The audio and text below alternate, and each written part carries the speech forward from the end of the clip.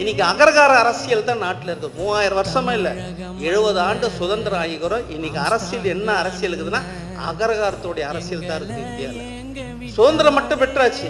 இன்னைக்கு 70 ஆண்டு அரசியல் என்ன அரசியல்னா பார்ப்பன அரசியல் தான் இருக்குது. இன்னைக்கு தமிழ்நாட்டில் பாருங்க, மெஜாரிட்டி கவர்மெண்ட் அதிமுக வெற்றி பெற்றது. டிசம்பர் 5 இறந்தவர் தான், அவளது இறந்தவன ஜெயலலிதா. 6ஆம் தேதியிலேருந்து கூத்து பார்த்தீங்க.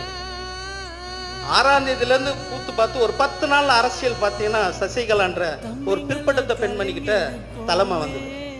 10 நாள்ல 11ஆம் நாள்லேருந்து காலில் விழ ஆரம்பிச்சிட்டாங்க. அந்த பெண் காலில் 5 நாள் தான் பார்த்தானுங்க.